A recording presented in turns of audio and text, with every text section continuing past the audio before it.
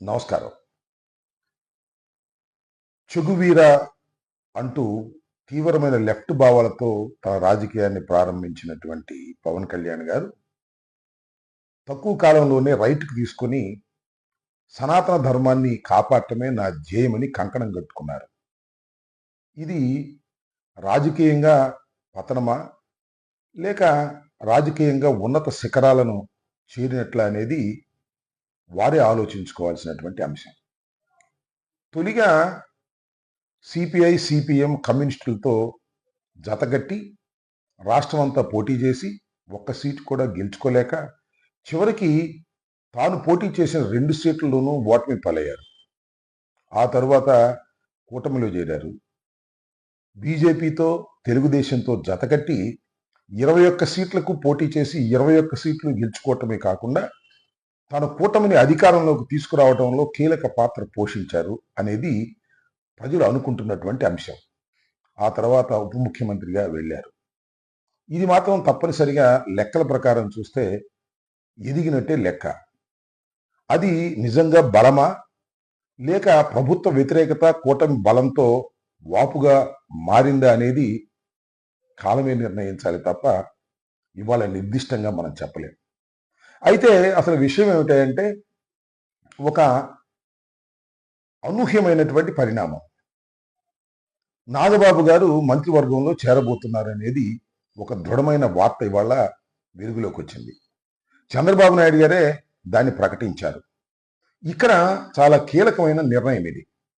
ఎందుకని కీలక నిర్ణయం అంటున్నానంటే, నాగబాబు గారు అనకాపల్లి నుంచి పోటీ చేసి పార్లమెంటుకు వెళ్ళాలని ప్రయత్నం చేశారు.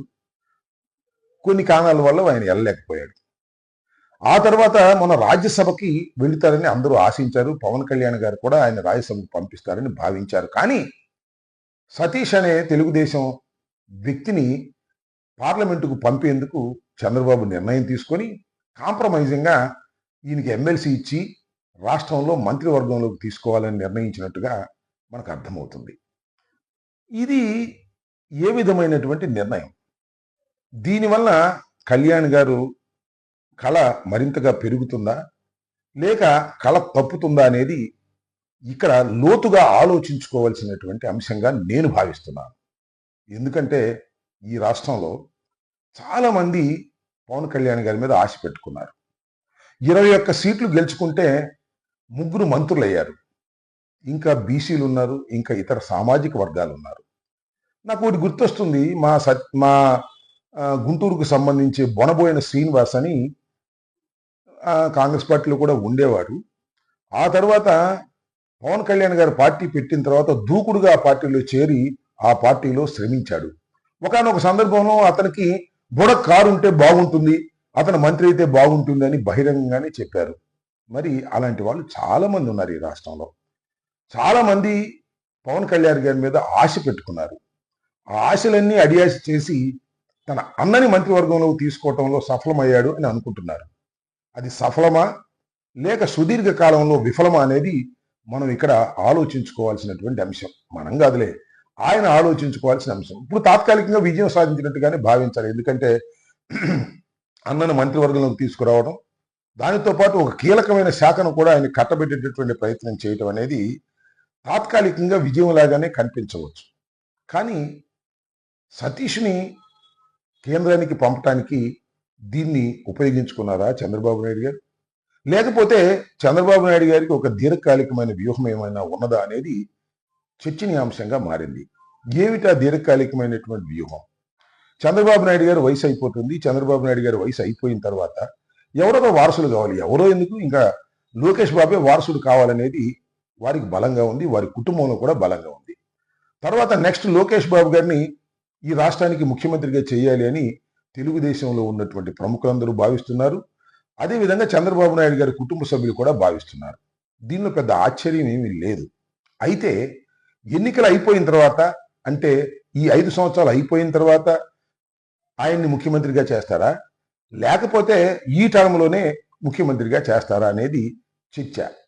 చాలా మంది అంటున్నది ఏంటంటే, మళ్ళీ 5 సంవత్సరాల తర్వాత ప్రభుత్వాలు వస్తాయో రావో, ఇప్పుడే లోకేష్ బాబు గారిని ముఖ్యమంత్రిగా చేసేస్తే బాగుంటుందనేది చాలా తీవ్రమైనటువంటి ఒత్తిడి చంద్రబాబు నాయుడు గారి మీద ఉన్నది అని అంటున్నారు. కాబట్టి తన ఒత్తిడిని తప్పుకోవడానికి వ్యూహంగా నాగబాబు గారిని తీసుకొచ్చి క్యాబినెట్లో పెట్టి రాబోయే కాలంలో లోకేష్ బాబుని ముఖ్యమంత్రిగా చేయటానికి వేసిన వ్యూహంలో ఇది కూడా ఒక అడుగు అని అనుకోవడానికి ఆస్కారం ఉందని నేను అభిప్రాయపడుతున్నా. ఏది ఏమైనా ఒక విషయం మాత్రం నేను చెప్పదలుచుకున్నా.